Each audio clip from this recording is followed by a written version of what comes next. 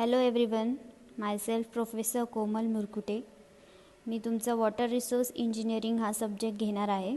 तर आपण पहिले तर वॉटर रिसोर्स इंजिनिअरिंगचा सिलेबस काय आहे तो डिस्कस करूया. फर्स्ट आहे आपलं rationale. Rationale means need of course or we can say what is the objective of the course. आपण हा कोर्स का स्टडी करायला पाहिजे. Now let us discuss. Water is a very important resource for the life of humans. Therefore, it is very necessary to conserve it.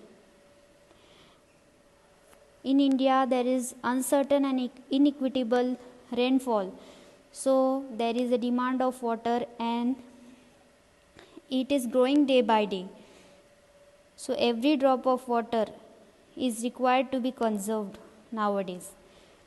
Accordingly, irrigation structures जे आहेत, dams, canals आणि etcetera, ते backbone structure आहे in this system use to preserve and conserve the water source.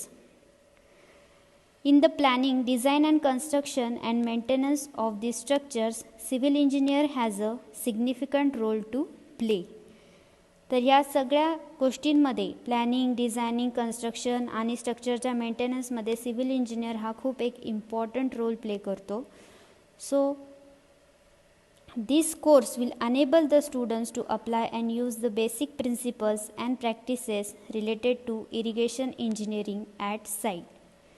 This will also helps you all to implement the various schemes like farm ponds, Jalyukta Shivar, etc. along with the conventional irrigation systems.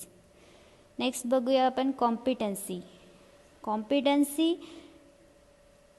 it is the aim so that the student can design a simple irrigation systems while learning this subject.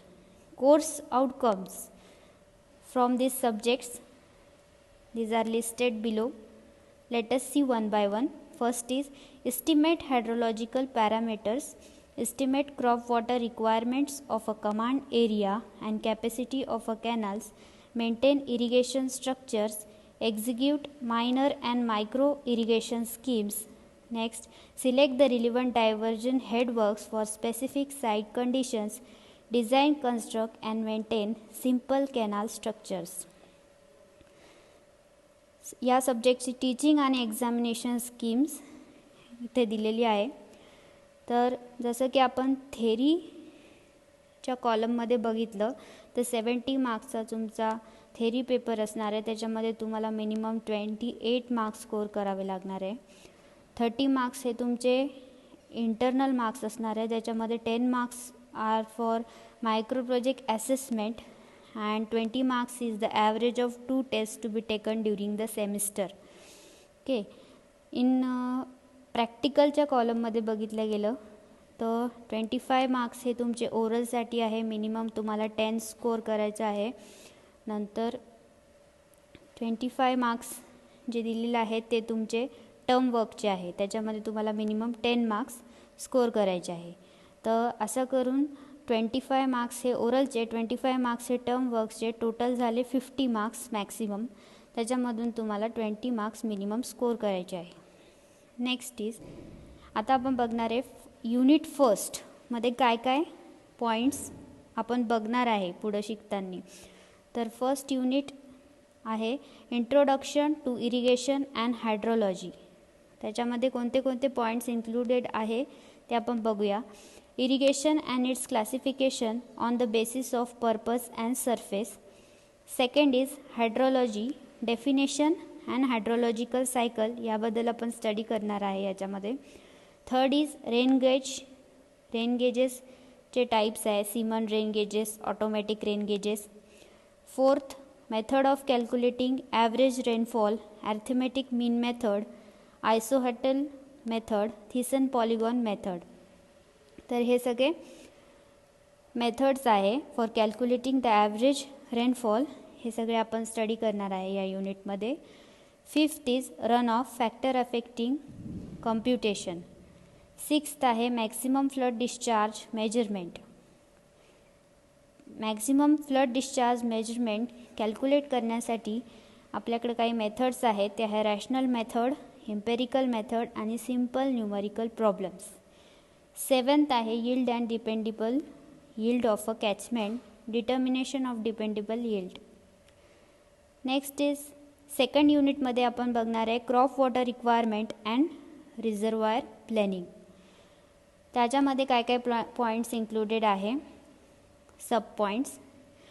Crop water requirement, first point, crop period, base period, duty, delta, factor affecting, problems on the capacity of canals, हे सगळं बघणार आहे.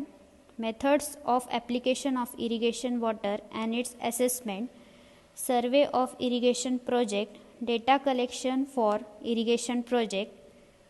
4th is area capacity curve. 5th, silting of reservoir, control levels in reservoir, problem on fixing control levels. हे सगळे points आपण second युनिटमध्ये cover करणार आहे. आता हे डिटेलमध्ये जेव्हा आपण सेकंड युनिट स्टडी करणार तेव्हा आपण हे डिस्कस करणारच आहे. Third unit is dams and spillways. First is dam and its classifications. डॅम्सचे क्लासिफिकेशन्स असणार याच्यामध्ये earthen dams and gravity dams. Earthen dams second पॉईंटमध्ये अर्दन डॅम्स, त्याचे components, functions, cross sections, seepage through expansion, methods of construction of earthen dam, types, failure, preventive measures. 4th point consists of gravity dam. We will study forces acting on the gravity dam, theoretical and practical profile of gravity dam, drainage gallery, for what purpose the drainage gallery is given to gravity dam, joints, high dams, low dams. 5th point is spillways, definitions, functions, locations, components. 6th is emergency and service spillway augie, bar type, discharge, over spillway, energy dissipation with and without gates. गेट्सचे types बघणार आहेत आपण याच्यामध्ये, radial, verticals. 4th युनिटमध्ये आहे minor and micro projects. याच्यामध्ये बंधारा irrigation first point, त्याचा layout, components, construction, working, solids and open. Second is percolation tank, need and selection of site. Third is lift irrigation scheme, component, functions and layout. 4th इरिगेशनचे types बघणार आहे drip irrigation, sprinkler irrigation,